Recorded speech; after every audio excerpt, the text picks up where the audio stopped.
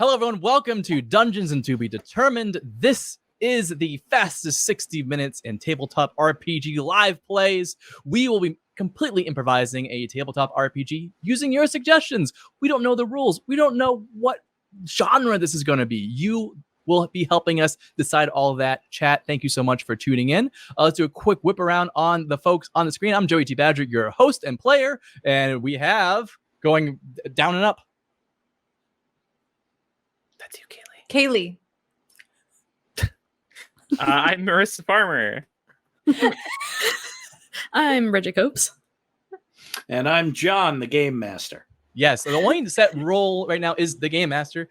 Myself, Bridget, Marissa, and Kaylee. We don't know what we're going to play. We're going to find out very soon. John Serpico, you're up because we have less than 60 minutes to complete a new TTRPG. Yeah, we have to make one, then we have to play it. So let's start with making one. We need a setting. So, hey, everybody in the audience, shout out some settings. We recently did like an evil space science fiction. So what else do we have like that? Western or yeah, that was the first one. It was a classic Western or sci-fi space, something like that. Only not those two because we just did them.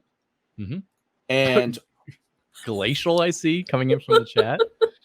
Glacial. It could be cold. It could be snow. It could be Arctic. It could be an ice planet. The tundra.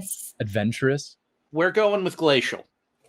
Grand. The Thank you, setting Lord here Ender. is this is a glacial RPG. Ironically enough, it is glacial, but the pace is very hot.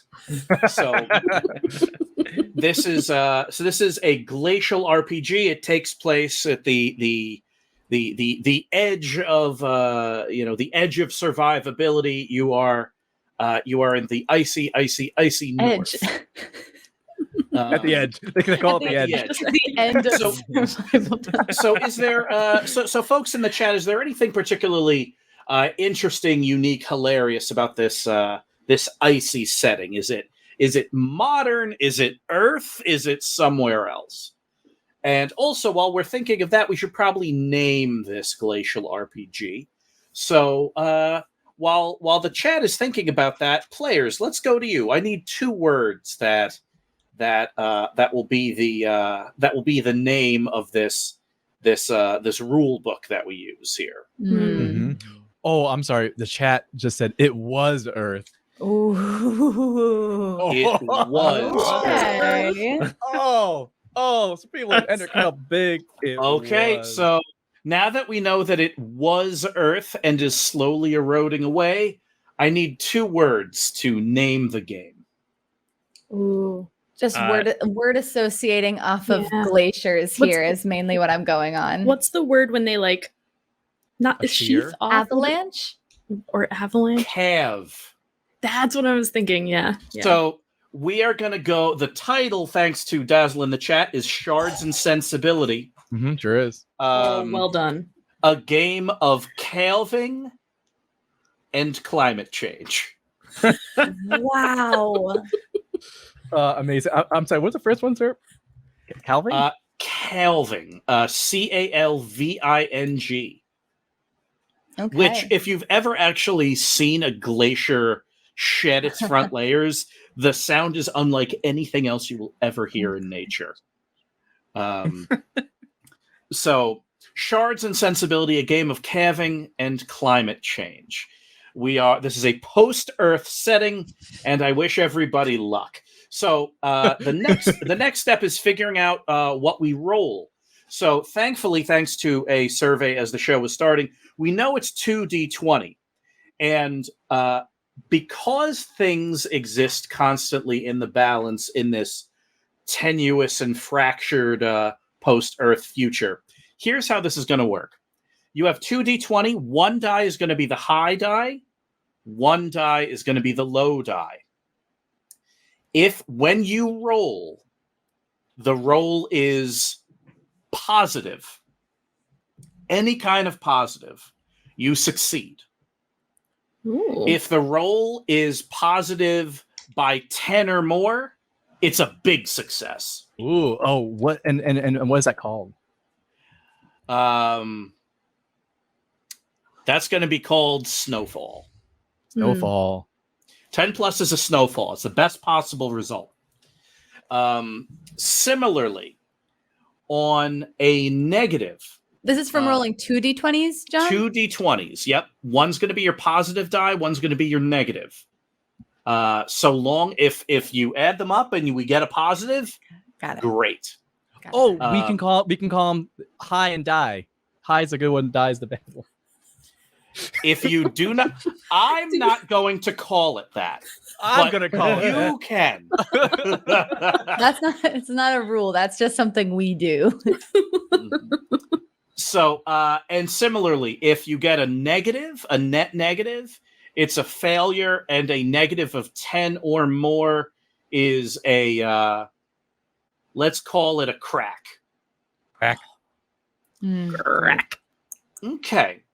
Now, there's one other mechanic here. You can adjust your score. Once you roll, you can adjust your score because you all have a pool of 10. Ooh. And you can say, like, let's say you just fail and you want to succeed. You can take two points from the pool of 10 and bump it up to a success. Anyone can do that, but those 10 don't come back. When if that 10 reaches 0, you're all going to be in a melt. We're not a melt. Mm-hmm. Oh, we have all one pool to share. You have one pool. Okay. It's just enough to say, strain the resources of the planet of this game, but there are consequences. Which was Earth. Mm-hmm. The pool reaches 0, you're in a melt. We do not want to get there, but if we get there, I'll tell you what happens. Okay, that's the story. Those are the dice rolls. All right, let's move on. I think we need classes next. That's correct. We have abilities and classes. Oh, that 2 points doesn't bump to a success. No. That's the number of points you can use total. So, like, let's say you get a -4. Yep. And you need a +1, you'd spend 5. Okay. Makes sense? That makes sense. Yeah. Yeah. It's just a tiny little pool, and you could run through it real fast. Yeah, can really melt through You it. could use it all in one roll. Abilities are next. Yes. Let's do abilities. So there are three abilities or traits in this game. In other role-playing games, it could be something like, strength and intelligence and charisma, or it could be, brawn and cool and whatnot. But in this, we need three traits or abilities that do not currently exist. Curling. That would be Curling. curling. I see curling from exploding. Mm-hmm. All right, so curling is a skill in this game. You would use, or an ability. You would use curling anytime that you need to slide yourself or other things across ice. Okay. Anytime we got to slide. Any sliding situation. Any sliding situation, of which there are many. Ooh. The next is fluctuation. That is going to be the ability to control your or any temperature. Oh. The temperature of something else. The temperature of something else. Well, that's Okay. powerful. That is powerful. It In an is. ice world, that is That it is. in a glacial space. Mm-hmm. And then That we means a need lot. one more. We need one more thing. One more thing. Hmm. So curling, fluctuation, maybe something. Footing. A footing check? Oh yeah, footing's good. Dazzle was talking crafting earlier Ooh, crafting. Oh, crafting. That's in the chat. Plunge. We're doing plunge. Oh, That's plunge. great. Thank you, Daisy. That is great. Excellent. Love Excellent work. So yes, so curling is your ability to control your or something else's ability to slide across ice. Fluctuation is your ability to control your or anything else's temperature. And plunge is about verticality. When things go south, either philosophically or vertically. Then we plunge. Can we plunge? Mm-hmm. So that is the story here. All right. We need 4 classes. Is that right? Is that the next step? That is correct. We need 4 classes. Perfect. We've got All a bunch in the chat already. Oh, do we now? Okay. Oh, we do. Oh, thank you, chat. All right. Okay, let me scroll up and see some here.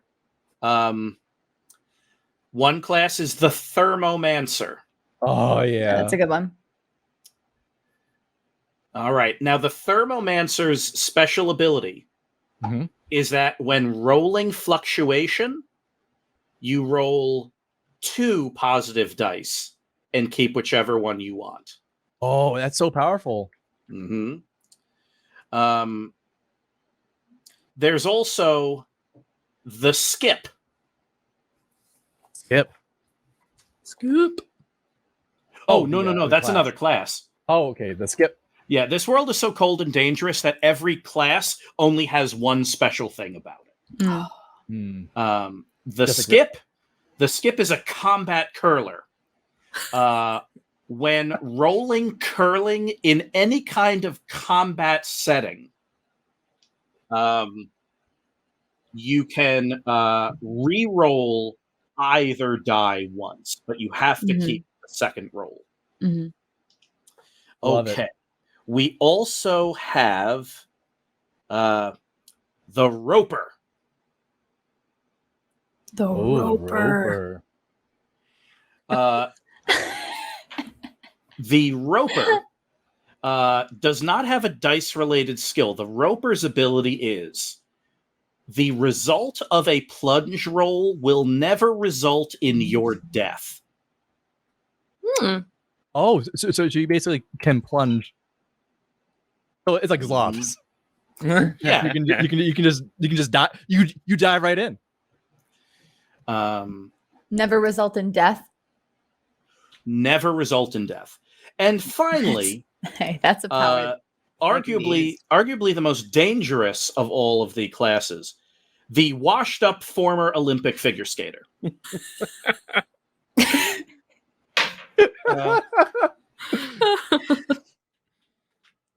Oh my goodness. Yep, that's correct. All right, and what's the Olympic skaters? Once per game, the washed-up former Olympic figure skater can deliver a stirring monologue about their troubled past and automatically succeed at one thing right afterwards. Wow. Oh man. All Okay. right, who's picking what? Hold on. Yeah, I'm just thinking about we don't have much time. We gotta go. I'm thinking about the abilities here. I feel like Thermomancer is tell me if I have this right. They're obviously the flux roller. The Skip, that's the curling roller. Roper, that's the big plunge roller. Washed up former Olympic skater, kind of a jack of all trades, even across the board. Okay. Excellent. We can't think. We gotta go. Sorry. We gotta pick. We're drafting it. Go. Pick your class. Me? Anyone, go. Okay. Obviously, washed up former Olympic skater. Great. All right. Who else? I'm gonna be the Skip. Oh, no. no. Bridget, you be the Double Skip. I'll be the No, now I feel like you should be the Skip. Okay, I'm being the Skip. I feel like, well, we can have a double skip, right? I just picked one. I'm happy to pick Thermomancer. Bridget has the Skip. Great. Joe, That what do you want? relieves who? Joey, what? Who? Yeah. What do I want? The Roper. Great. Next, Bridget, you're first. What is your character's name? Hey, my name's Balto the Skip. Balto. Balto the Skip. I love it. Marissa, you're the Thermomancer, I believe. Uh-huh. Hold on, Awesome. Bridget. What is your catchphrase? My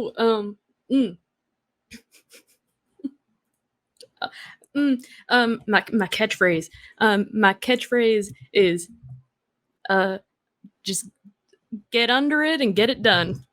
Get under it and get it done. I love it. Great. Marissa, you're next. All right. My name is Dancer. As Dancer, what are you? Neuromancer? Yeah. Love it. And What's your catchphrase?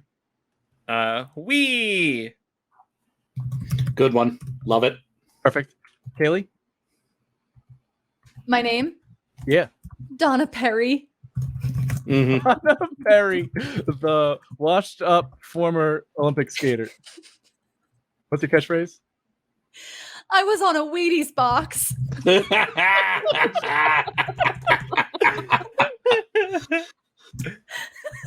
Great. Amazing. And I'll be playing Bruce the Roper. 50 feet. Oughta be enough. Mhm. Right. We have classes. We have abilities. We have a setting. It's time for dungeons. I'm sorry. No, it's been determined. It's time for Shards and Sensibility, a game of calving and climate change. Here we go, everyone. It was Earth, but now it is something else. A picture frozen in time, shattered into a million pieces and refrozen once more. You all live on one of those shards. In the icy, icy north.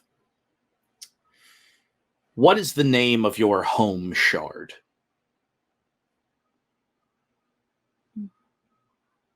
Tate. Tate.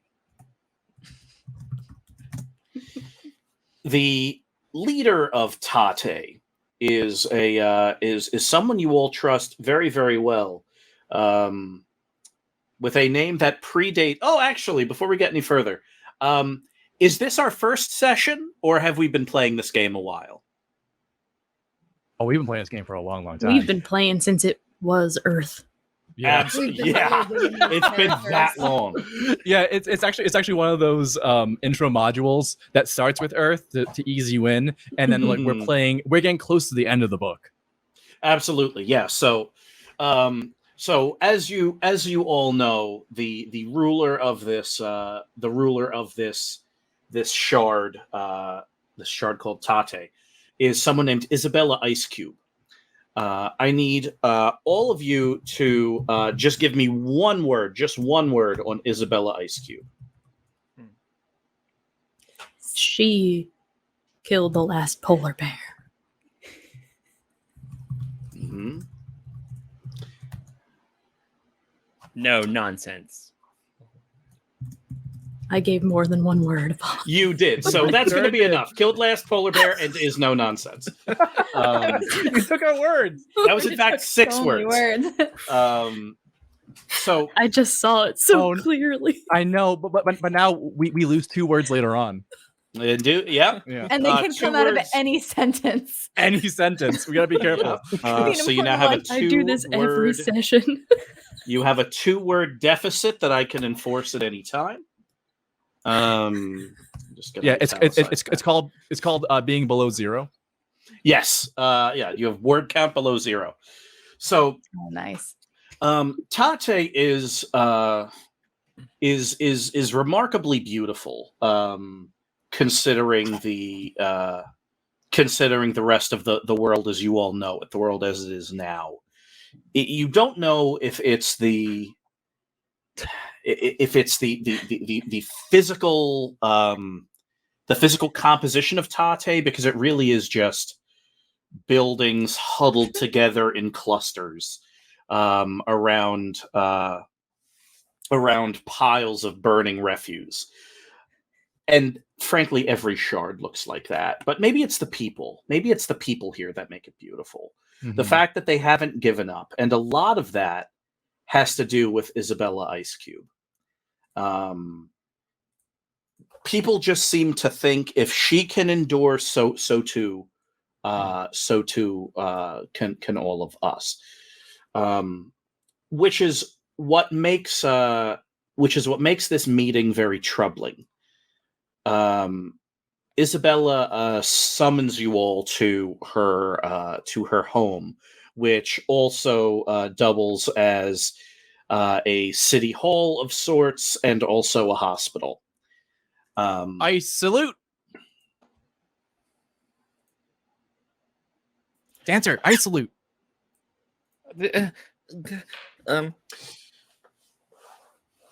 At ease.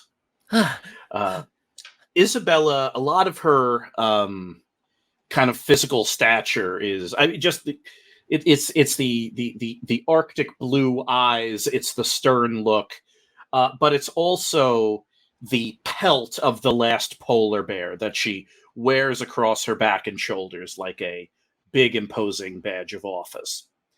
And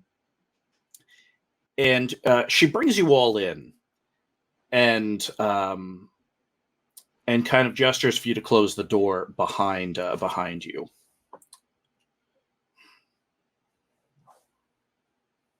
I tie the door. I secure the door. It is securely roped. Yeah, about 50 feet should do it. Ought to do it. Mm-hmm. Yeah, this is the equivalent of putting this place in a safe. How much rope does your character carry? It depends. At minimum 50 feet. Yeah, I mean, that's 50 fair feet minimum. ought to do it. That's just classic adventurer supplies. All right, I think we're secure in this room now.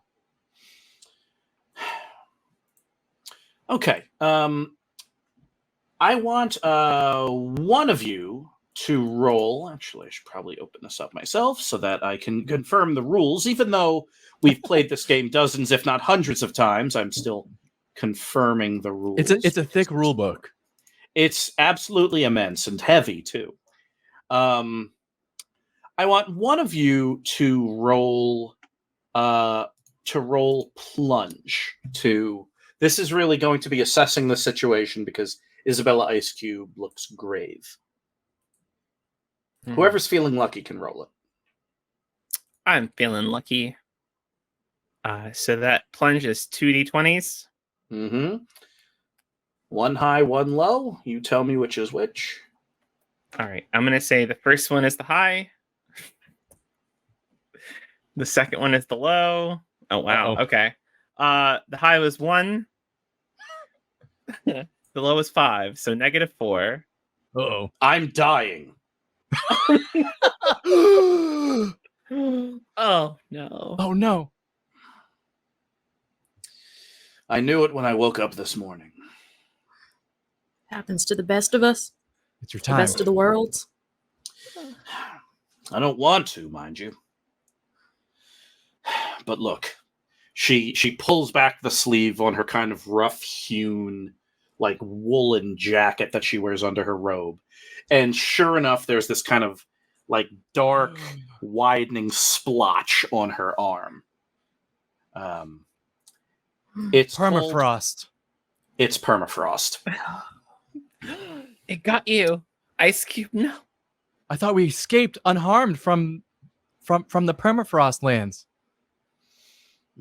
You said you were fine when you rescued me. I said that. But that doesn't make it true. It's not fair. I know it's not. But Calm down, when, Bridge. and she gestures to the walls and the infinite ice beyond. But since when was life fair? I'm going to give you all 2 options. You're the 4 I can trust on this entire shard. You need to make it to... audience, I need the name of another shard. That's option 2. In the meantime, while the audience is giving us that, Isabel Ice Cube says, the 4 of you would either need to rule this shard together, or you can save me by going to the ancient shard known as Dunkin' Donuts. Dunkin' Donuts. People still live there? Can Dunkin' Donuts even sustain life? Life, according to the ancient scriptures, runs on Dunkin' Donuts.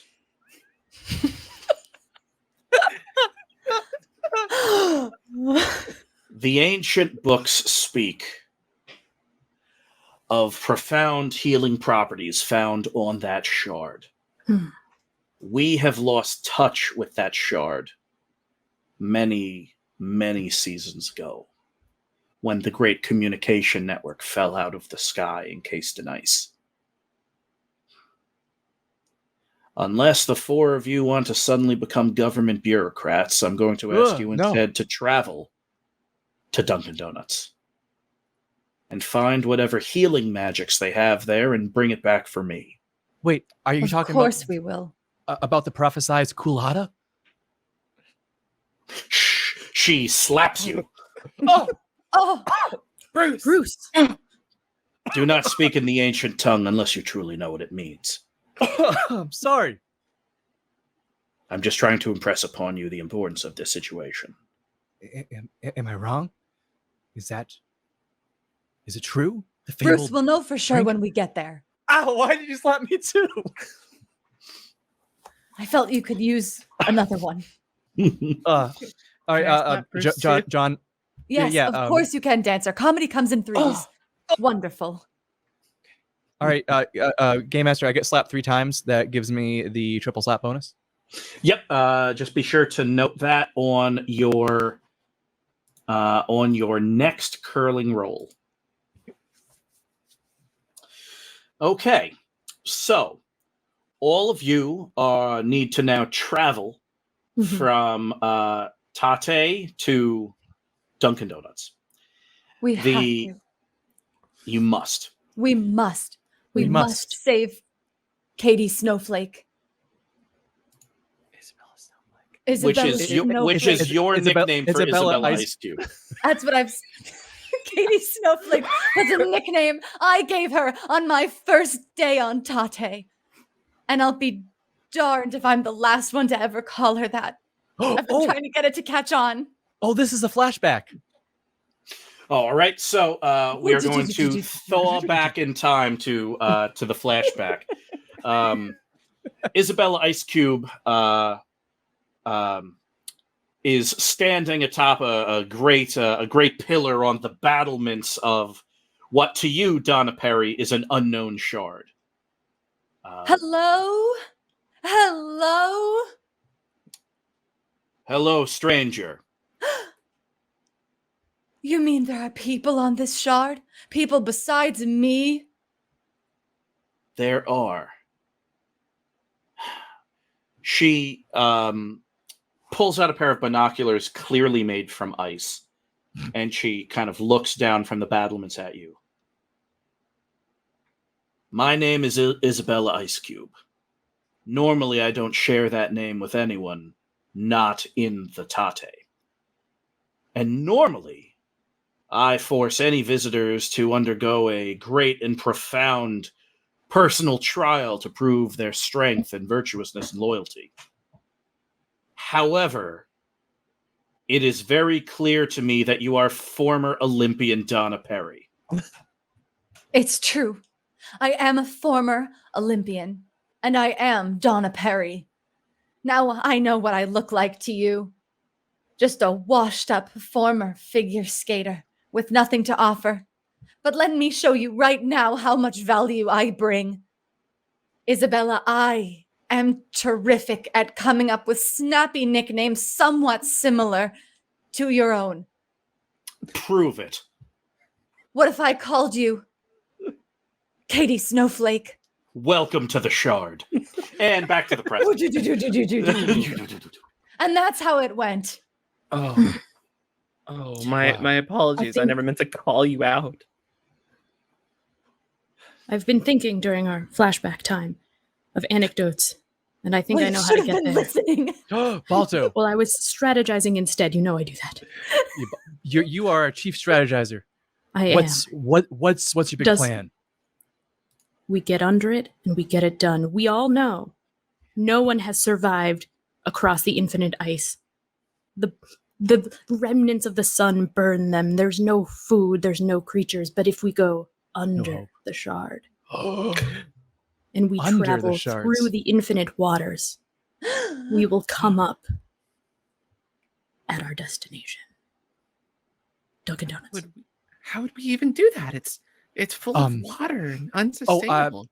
I would like to use my secret dark past ability. All right. Let me look at your character sheet, which, geez, at this point, is about 25 pages. We have been playing a while. Mm-hmm. I chose a lot of feats. What of your secret dark past would be relevant to traveling under the ice? It's the one where you had a partner in crime. Surprisingly enough, that you know this person who is shady, will likely backstab you, but get you what you need to get. Yes. That's as written. Yeah.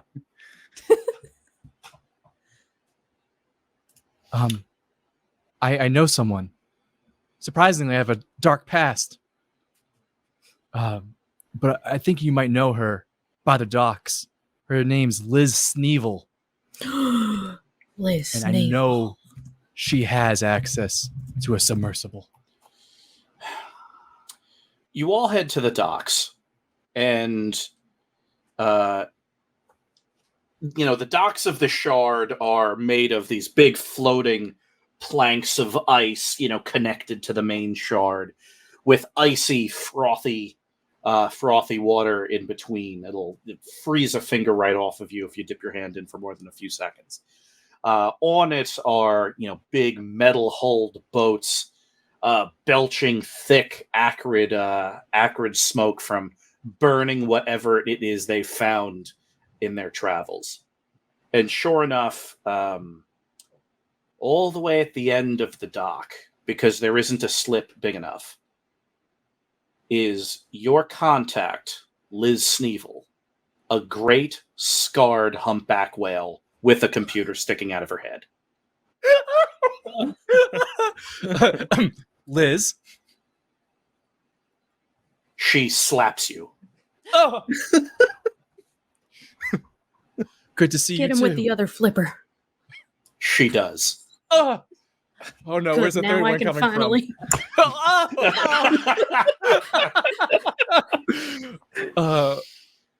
All right, I'm Double, John, triple slap bonus? Yeah, double slap bonus. Double, triple slap bonus. Thank you. Bruce, are you sure Yes. this character can be trusted? I don't Do know. we have any other choice, Donna Perry? She seems shady to me. She is shady. I am shady. Well, if you're upfront about it, that means you're trustworthy. Welcome to the crew. I'm gonna come up with a nickname for you. Whiz Weevil. You are a I'm magician. honored. I haven't agreed to anything yet, You say I'm untrustworthy. Bruce is the one that's untrustworthy. Oh, the situation's heating up. We lost nearly a fortune in blue ice only a few seasons ago. It's really heating up. I would like to use my I would like to use my conversation fluctuation power. Mm-hmm. All right. Roll fluctuation. All right. It's going to be my high is 11.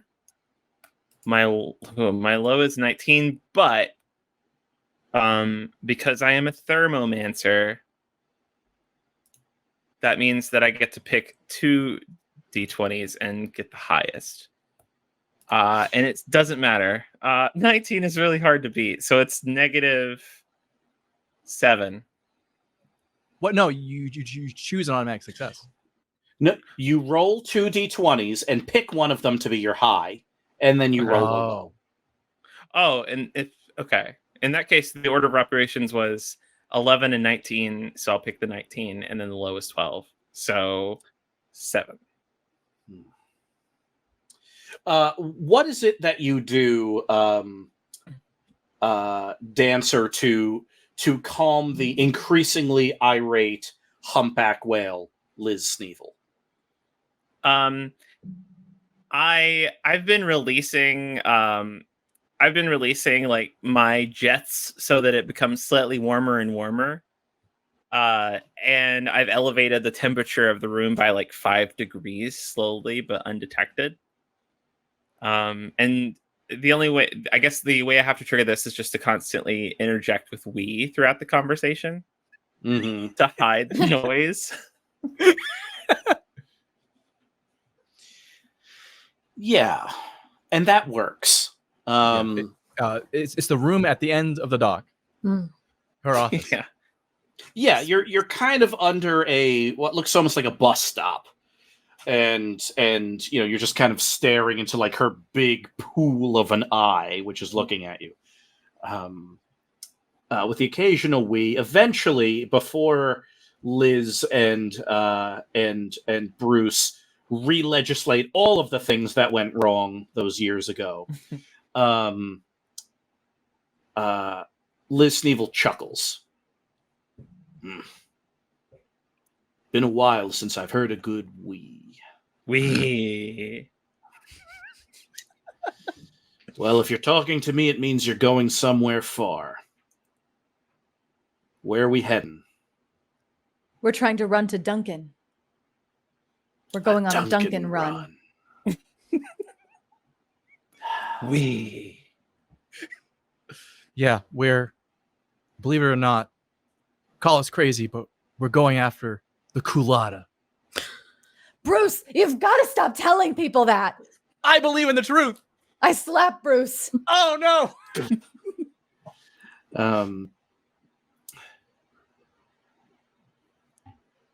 Get in my Civic. Of note, Liz Sneevil has tied to her tail and dragging with an old length of anchor chain a Honda Civic. Of course. Extinct. It's she converted it into a watertight submersible. You know, So I rode in one of these babies once. I know how to treat it. Watch this. I open the door. you do. It depressurizes and you all get in, you close it, it repressurizes. And so this is going to be a big roll. This is going to be a skip roll because you're essentially sliding, only doing it under the ice. So one of you roll curling to serve as the navigator with I'll Liz be Sneevil. doing that. All right. That's a Balto roll. That sure is. Oh yeah. I can re-roll any die. Only in a combat setting. Oh, only it's not combat, correct? Okay. In that case, we've got. Is that a 6? Oh no. -6. Wait, use our pool. Using our pool To get us to a 1. already? Yeah, or 0. What 7 happens if I get 0? 7 points from the pool. 7. You can use 7 of the 10. This is an important roll. We need to get there. You do indeed. I'm taking 7 for myself. And all Okay. of us. And Note don't. that your pool is now 3. Well, I just want it on the record that I was on a Wheaties box. The journey under the ice is treacherous. Liz and by extension you all in the Honda Civic are sliding and scraping beneath the great sheets of ice that represent all the shards above. The journey, because there's no discernible day and night under here, is really measured only in the light cycles that come from submerging beneath the glaciers and then coming up to the surface and submerging again, which can be hours at a time, but you don't even know. You think you've seen the bottom of other boats, but they grow less and less until eventually you are in a place where you know that the infinite ice is feeling particularly expansive. It's at this point that Balto, you feel that Liz is kind of turning with the currents instead of turning with a sense of knowing where she's going. And you get a little nervous about that. And at one point end up, swimming out of the Civic and up to her to have a discussion, and you get her on track. And, you have to kind of overcome her pride as a humpback whale to say, I think you're going to lead us to our death. And she eventually kind of corrects. From then on out, every once in a while, I do a slight correction by just from the inside of the Civic, just banging on one side to tell her she just needs to make a slight correction in that direction because she can feel the vibrations through the water. Exactly. Oh, also, just a rules check so we know that there will be an inevitable betrayal. Just so we all know. Yep, it is. This episode does have is a prime numbered episode, so there will be a betrayal at some point. And yes, eventually, hours, days, weeks, you don't know. Liz Sneevil surfaces for the last time, and the Civic kind of bubbles up to the surface, and you are at the edge of a truly massive shard. And in the distance, you see just a glint of orange, as if on the horizon. What is that?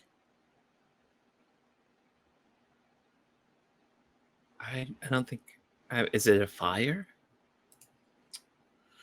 We've got to get closer. You do indeed. Okay. All of you are going to head overland. Liz Sneevil and Liz, except for Liz. Mm-hmm. I'll be here waiting for you. Thanks, Liz.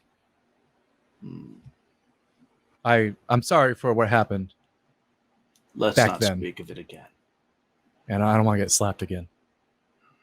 But at a good distance from that pass, approximately 50 feet, should be enough. You start making your way over the ice. I want one of you to roll a plunge, because you're. Oh, we are going south. You are technically going south, and you're going south in deeply unfamiliar territory with nothing around. So this can be a treacherous situation. So someone roll plunge. Why don't I give this a shot? We believe in you, Donna Perry. 6. Positive. Nice. Great job, Donna. Good job. Thank you.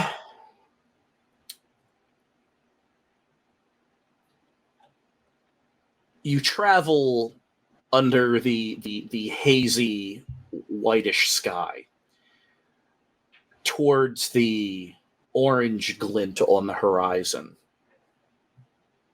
And as you get closer, it's not just an orange glint. It's not a fire. It's not a big fire. It's not a building. It's several buildings. And as you get closer, you realize that there are several buildings lashed together into something of a castle. Whoa. Every building, every piece of it, like bricks, was a single building.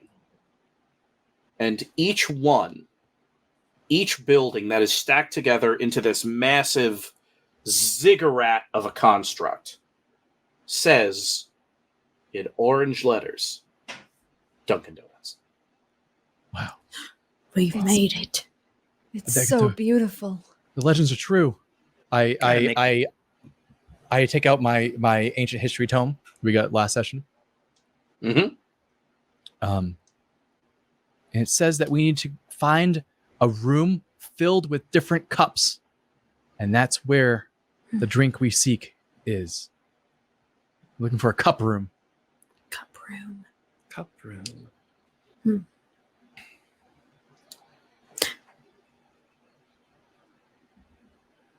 I take out my goblet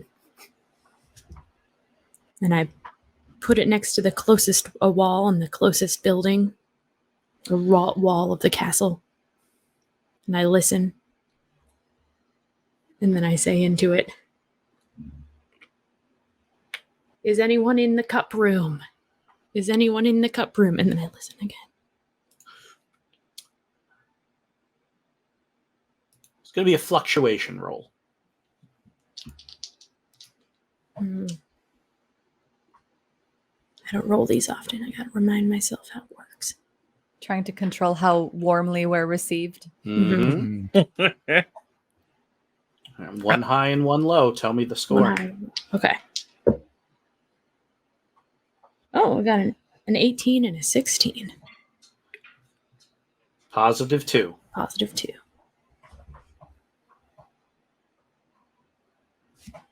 Whew. You hear, pull around to the side, kid. Your order's coming up. Wow, the voice of an angel. Have you ever heard a sound more beautiful? Oh my god.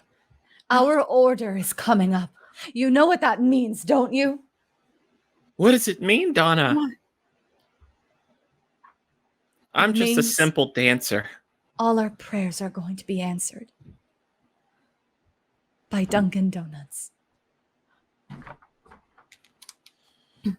You don't know what the side is. So you start kind of making a circuit of this building, which takes an incredibly long time because this building is made of 100 buildings lashed together into a pyramid.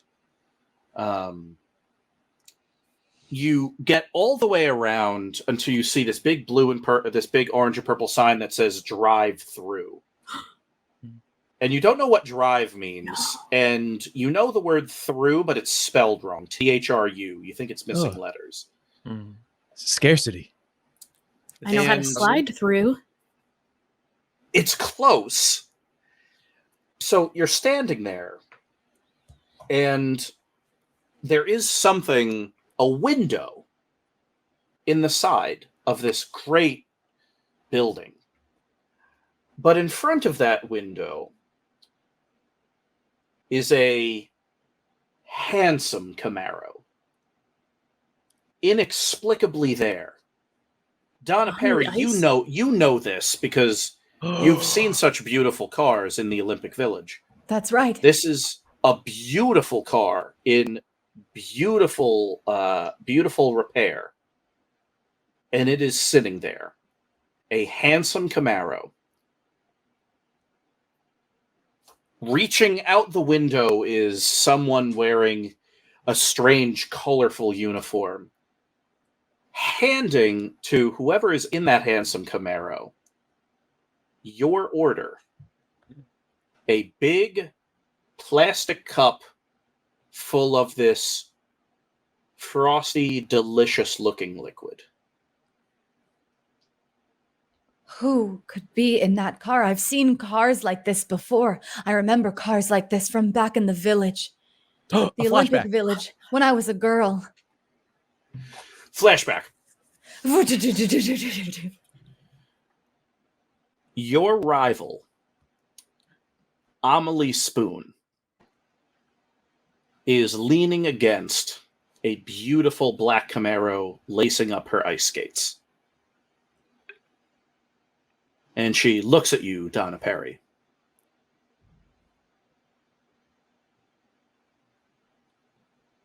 Just so you know, if you dare get a higher score on the judge's scorecard than me, I will destroy you. Amelie, please, don't speak like this to me. We should be sportsmanlike. This is the Olympics. This is the Olympic Village. Amelie, can't we put aside our rivalry for the spirit of the Olympics for one competition? One competition, maybe, is all you have left. Because when the media knows what I'm going to tell them, you're going to be washed up. Amelie, please, you can't Flashback. speak to me like this. And sure enough, I know who's person in that Camaro. car. It's Amelie Spoon. Who? I walk The over license and plate. tap on the window. The license plate says Forky on the back. a nickname you gave her that she did not appreciate. She rolls down the window, holding the culotta, and you could tell because it says culotta on it, in her hands. Ancient script. She looks remarkably good considering this is the end of the world. Amelie? Of all the Duncan in all the world. You look well. I am well. All things considered. Amelie, we need that culotta. She looks at the sticker on it.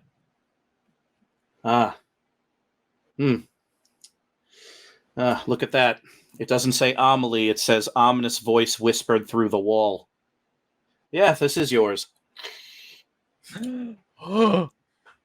Amelie, please don't sip that culotta that doesn't belong to you. We ordered it. That order is for us. It doesn't belong to you? Let me tell you something about belonging. Your uninspired routine in the Olympics got higher marks than me, and you put a nickname on me that I didn't want nor do I appreciate. Even after the end of all things, I will make sure you remain washed up. Amelie, before you make your decision, just listen to this stirring monologue. Back when we were girls, Amelie, in the Olympic Village, before all this time passed, before the world ended, you and I were champions. Don't you remember? I went out onto that ice and I did the one thing I knew how to do, Amelie, which was my best. It's what I'd been trained to do. It's what I'd been drilled to do since I was too small to remember. Afternoons at the rink, weekends also at the rink, after school going again to the rink. Amelie, after I pulled the highest score that day and after I was medaled on that podium, I knew it was you that sent that young man after me. That man that pounded my ankles with a Subway sandwich so I could never skate again. But look at me. My ankles have healed. No matter how stale that bread was, my bones are staler now. So, Amelie Spoon, shall we put our differences aside? How long ago was it? If I am willing to forgive the Subway sandwich attack, should you not be able to forgive me for doing the one thing I always wanted to do, the one thing I always swore I would do? Skate on the Olympic ice. Do my choreography. Take home my medal. I take the medal out of my pocket where I always carry it. If this is what you want, then take it. I throw it into the passenger side. It means nothing to me now without that culotta, because without that culotta, I will have to become a government official. No worse fate. Amelie tries to hold the steely reserve in her eyes that she has rehearsed just in case this moment ever showed. But it crumbles under the stirring monologue. What has become of us? Even in the ice, you have warmed my heart, Donna Perry. And she hands you the culotta. Thank you, old friend.